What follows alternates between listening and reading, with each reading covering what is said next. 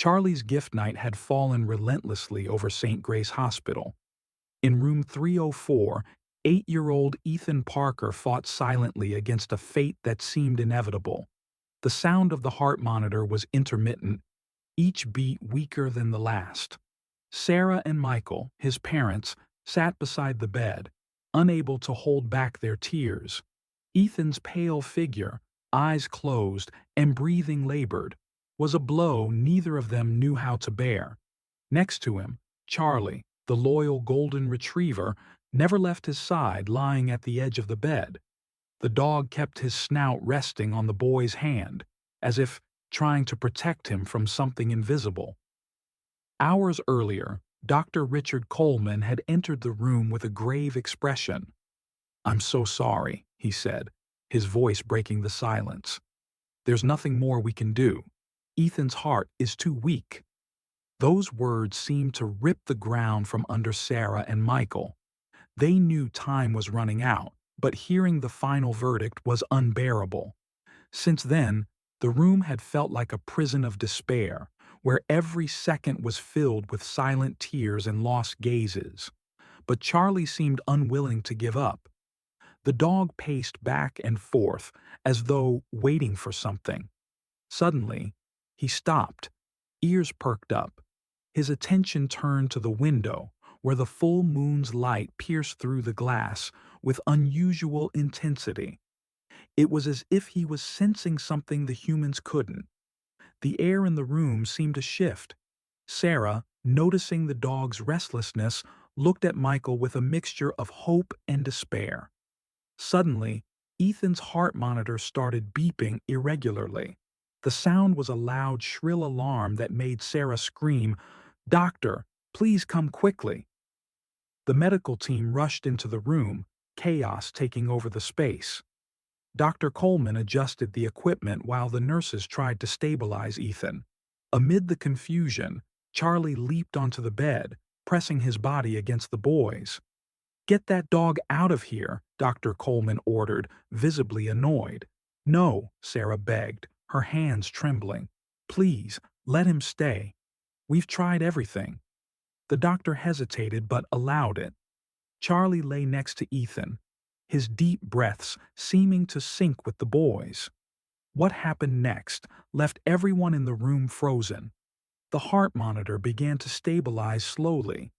Ethan's body moved. He opened his eyes for the first time in days and, with a voice weaker than a whisper, murmured, "Charlie, you didn't leave me." The silence in the room was deafening. Sarah's tears turned into sobs as Michael tightly held his son's hand. Dr. Coleman watched in disbelief, unable to explain what he had just witnessed. There was something in Charlie's gaze that seemed to say he knew, that somehow something more powerful was at play. And in that moment, one question hung in the air. How far can a dog's love go to save the one they love most? The relief in the room was instant, but no one could understand what had just happened. The doctors stared at the monitors as if they were witnessing something impossible. Ethan's eyes remained open, his breathing weak but steady, while Charlie lay next to him as if his simple presence was the reason for the miraculous change. Sarah held her son's face in both hands, tears flowing endlessly. "You're here, Ethan. You came back to us," she whispered, her voice choked with emotion. Dr. Coleman, still with an expression of disbelief, stepped forward. He looked at Sarah and Michael cautiously, trying not to give them false hope. "I don't know what happened, but Ethan is responding. We'll keep a close eye on him." "This kind of recovery, it's unusual," he said, carefully choosing his words as if he couldn't believe what he was saying. While Ethan's parents focused on him, something peculiar was happening to Charlie. The dog, normally energetic and full of life, seemed exhausted, as if he had carried an immense weight. He climbed down from Ethan's bed and lay on the floor, but his eyes never left the boy for a moment. Sarah noticed the change and stroked Charlie's head. "You saved Ethan, Charlie. You're our angel," she said, her voice full of gratitude. Despite Ethan's sudden improvement, Tension still hung in the air. The doctor ordered a series of immediate tests to understand what was happening. The nurses began moving the equipment around the boy while he lay still, quiet but conscious. Sarah and Michael were instructed to wait outside, but neither of them wanted to leave the room. Something inside them told them Ethan needed them more than ever, and also Charlie. Meanwhile, Michael began to remember something he had read years ago. He looked at Sarah, hesitant, and asked, "Have you ever heard of cases where animals heal people?" "It's not scientific, but—" Sarah shook her head, still holding Ethan's hand.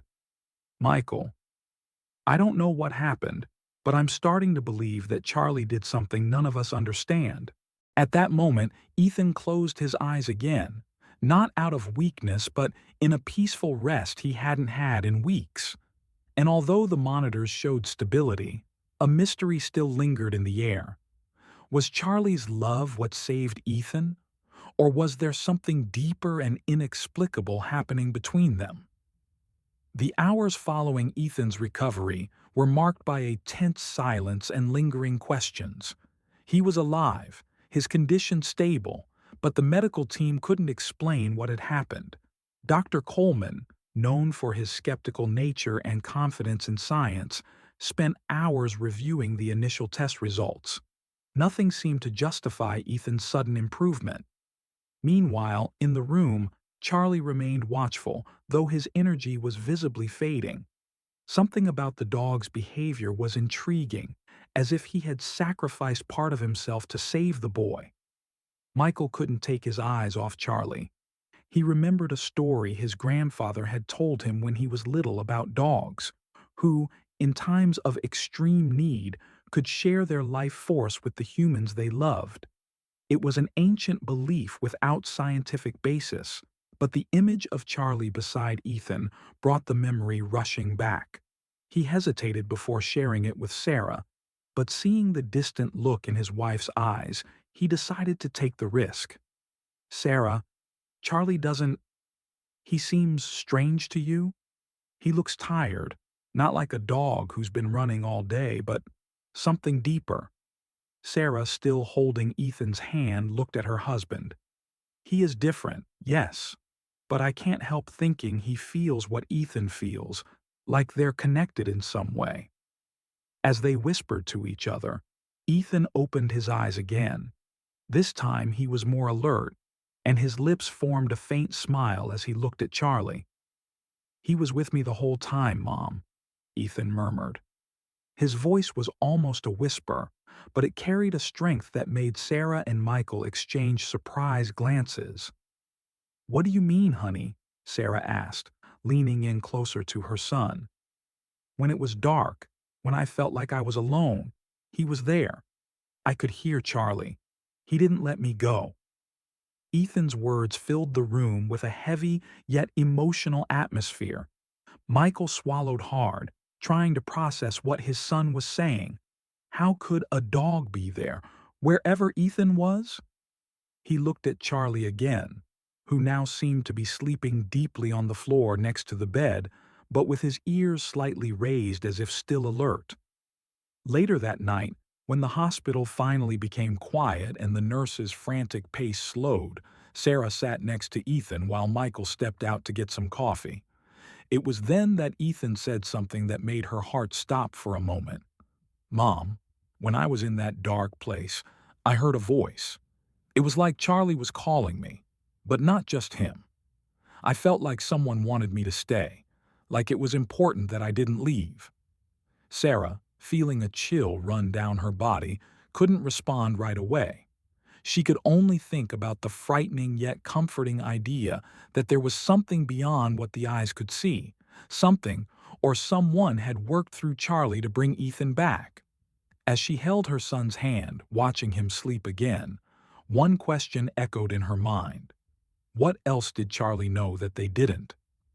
The following morning, the hospital room was enveloped in an eerie calm. Ethan was still fast asleep, but his breathing was peaceful, something Sarah hadn't seen in weeks. Michael sat in the chair beside him, his gaze fixed on Charlie. The dog remained lying in the same spot, his head heavy on the floor. It was as if all the energy he had was focused solely on being there. Sarah noticed this as well and whispered, "Michael, have you noticed how he hasn't left Ethan's side for even a second? He hasn't eaten anything since yesterday." Michael nodded, but there was something else that troubled him. When he finally gathered the courage, he moved closer to Charlie and gently ran his hand through the dog's golden fur. The dog didn't react immediately. He just lifted his tired eyes and let out a deep sigh. There was a sadness in them mixed with something Michael couldn't quite describe. It was almost as if Charlie understood something that humans couldn't comprehend. "Maybe he knows more than we realize," Michael murmured, almost to himself. Meanwhile, Ethan began to stir in bed. His eyes opened slowly, and when he saw Charlie on the floor, he reached out to touch him. Sarah immediately helped him sit up, concerned. But Ethan seemed determined. "I need him, Mom. He's the reason I'm here," the boy said, his voice still weak but firm enough to leave Sarah speechless. The moment was interrupted when Dr. Coleman entered the room, holding a clipboard, with an expression that mixed relief and confusion. "Ethan's tests are normal, but this doesn't make sense. There was no indication he could recover this quickly. I don't know how to explain it." He looked at Michael and Sarah, hesitating before continuing. "Did you notice anything unusual? Any changes that could have caused this?" Michael and Sarah exchanged looks. They didn't know how to explain what was happening without sounding insane. After all, who would believe that the bond between a boy and his dog could be the key to something so miraculous? "All we know is that Charlie hasn't left his side," Sarah answered, trying to keep her voice calm. Maybe that helped. Dr. Coleman looked at Charlie as if considering the unlikely possibility. He knew he couldn't base his conclusions on anything but science, but the intensity in the dog's gaze made him hesitate for a moment. "Well, we'll continue monitoring Ethan, but I have to say, this case is unique." When the doctor left, Michael approached the window, trying to find answers in the gray landscape outside. He knew something extraordinary was happening, something that defied any logical explanation. And as he looked at Charlie, who now seemed even more exhausted, he felt a wave of guilt for not being able to ease the burden the dog seemed to carry. One thing was certain, though. Charlie was playing a role no one could explain. What motivated him? What did he know? And more importantly, how far would he go for Ethan? Charlie remained by Ethan's side, his eyes now dull and his strength visibly fading with each passing hour. Sarah felt a tighter knot in her heart as she watched the dog. He seemed to be losing something vital, but his determination to protect Ethan was unwavering. Michael began to notice small changes in the dog's behavior. He no longer reacted to sounds around him and didn't even lift his head when called. It was as if his very existence was being drained. Ethan, however, showed an improvement that no one could explain. That afternoon, he asked to sit at the edge of the bed. "Mom, I need Charlie to stay with me, even if he's tired," Ethan said, gently holding the dog's leash. Sarah tried to hide the worry on her face, but Charlie's fragility was too obvious.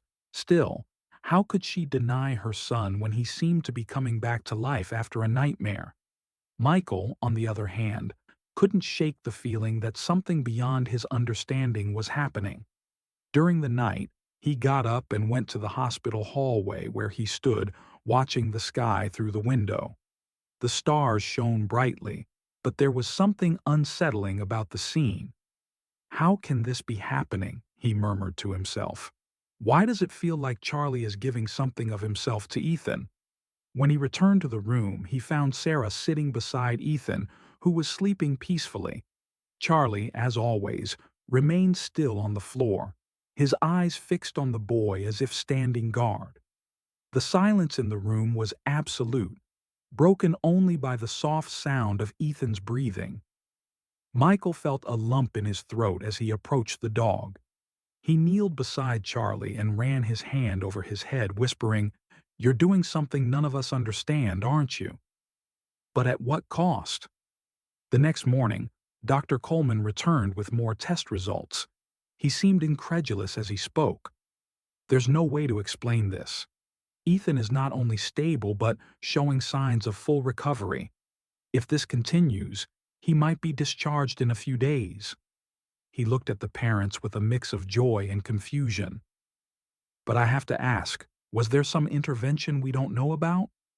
Michael and Sarah hesitated. How could they explain that the beating heart in that room wasn't Ethan's, but Charlie's? That the dog seemed to be silently fighting for his owner in a sacrifice no one knew how far it could go? What no one could ignore was that every step Ethan took toward life seemed to cost a piece of Charlie's vitality. Michael, unable to bear the weight of the situation, stepped out into the hallway again, this time with tears in his eyes. Something was about to happen, something no one there could prevent. The night was silent in the hospital. Ethan slept peacefully, while Charlie seemed more and more fragile beside the bed on the floor. The dog barely opened his eyes, as if the weight of what he had done was draining his strength. Sarah looked at him with a heavy heart, fearing what no one wanted to admit. Charlie was sacrificing himself.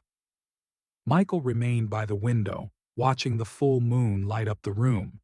He felt a mix of gratitude and guilt seeing the dog so worn out. Ethan, however, gently woke up and looked directly at Charlie.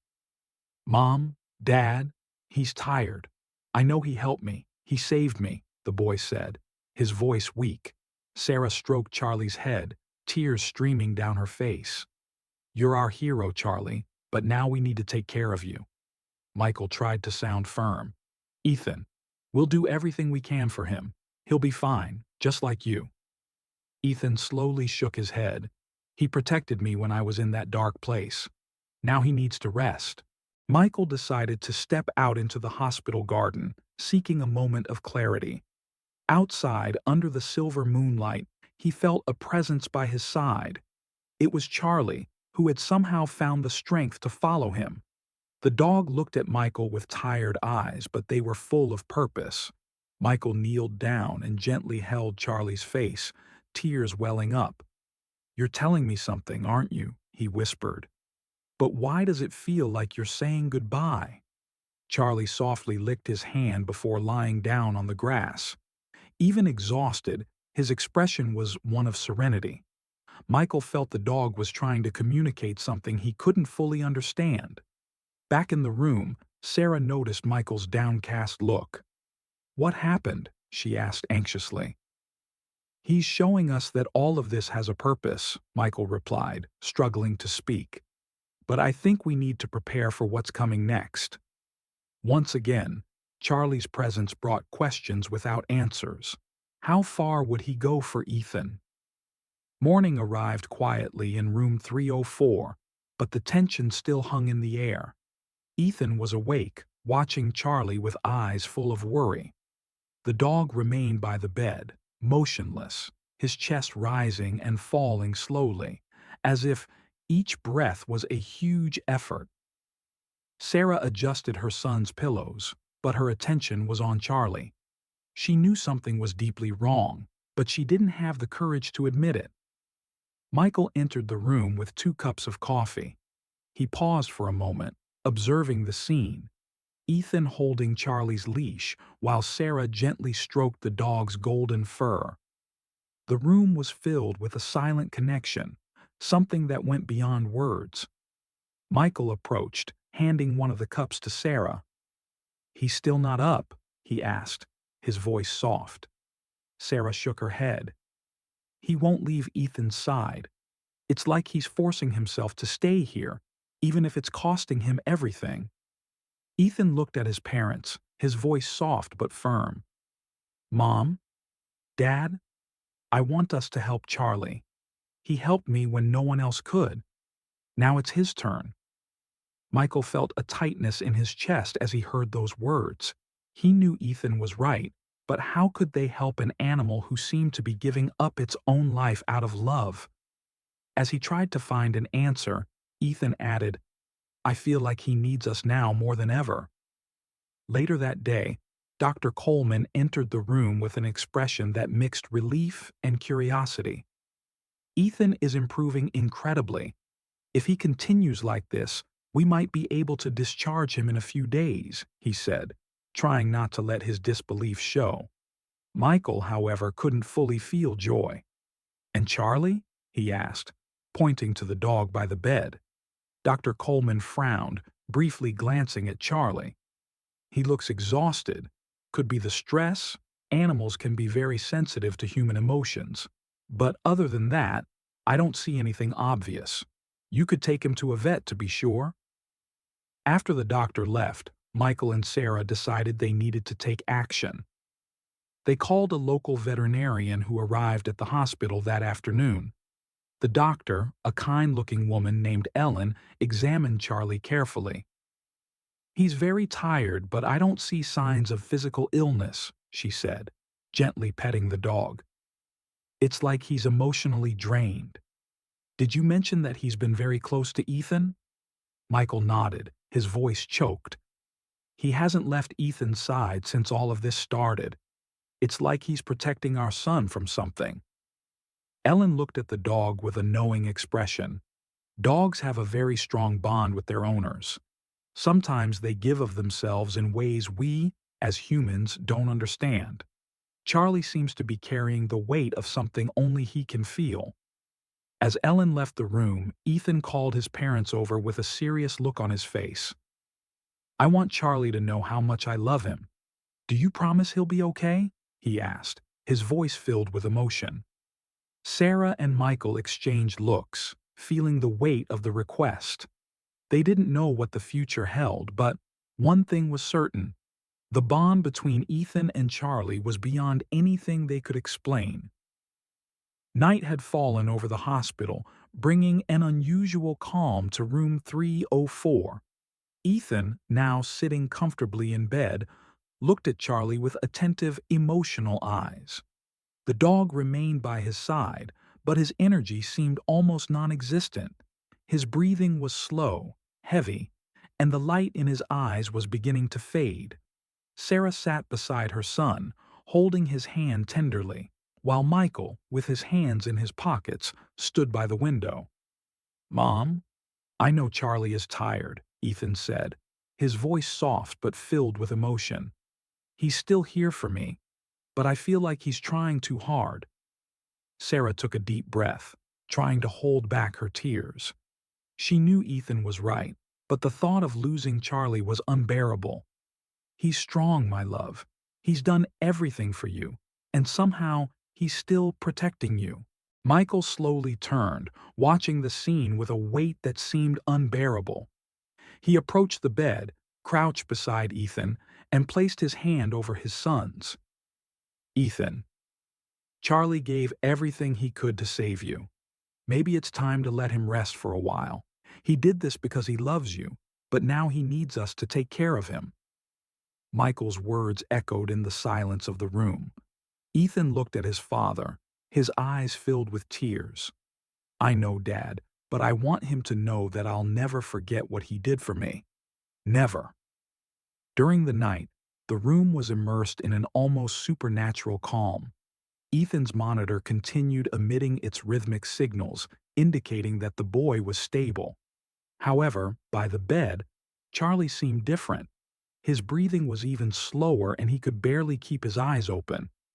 When he opened them for a brief moment, he looked directly at Ethan, as if transmitting a final, silent message. Michael noticed the change and knelt beside Charlie, gently stroking his head. "You did something none of us can understand, kid. You gave everything for Ethan. Thank you. Thank you for being part of our family."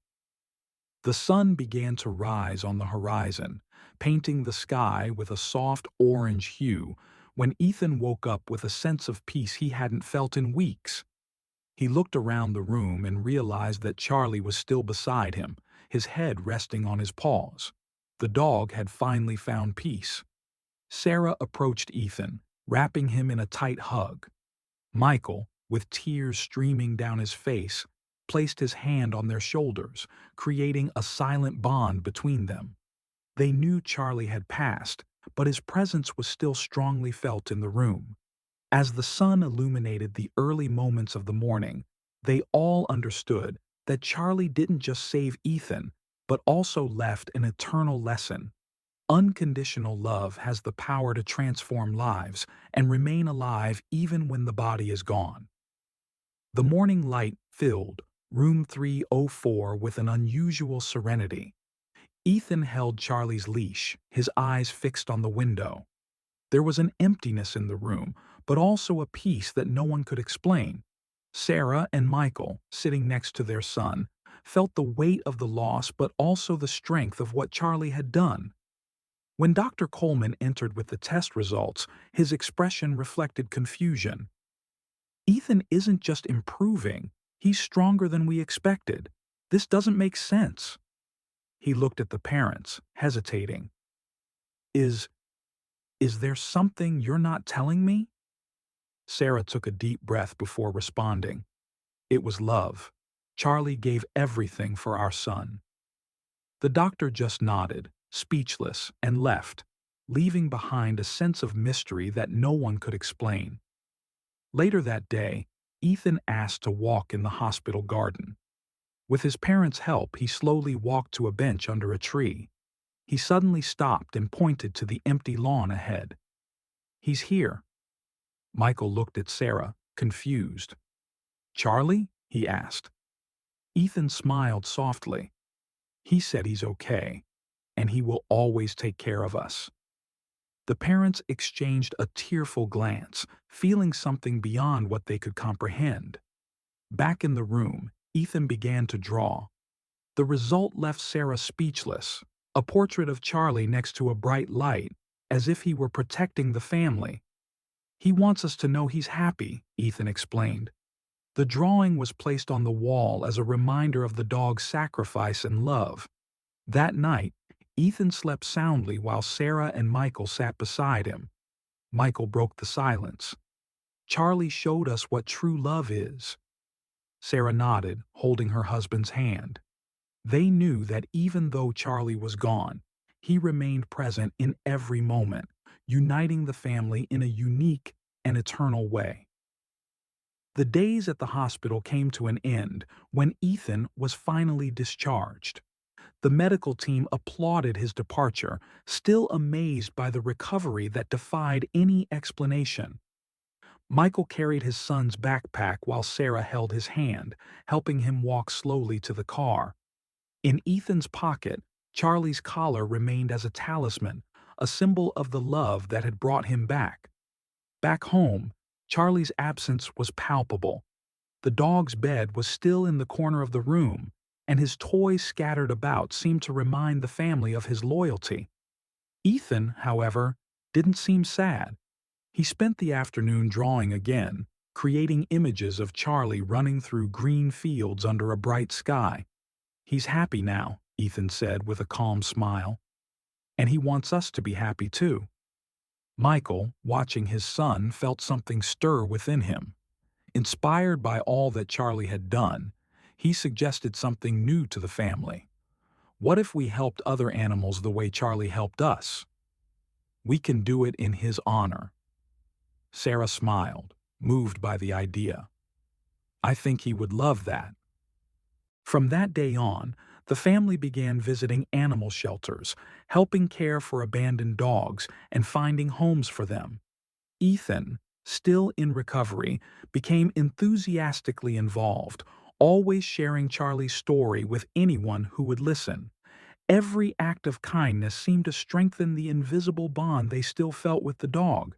Time passed, but Charlie's memory remained alive not only in the hearts of Ethan, Sarah, and Michael, but also in the lives of countless animals who were touched by his legacy.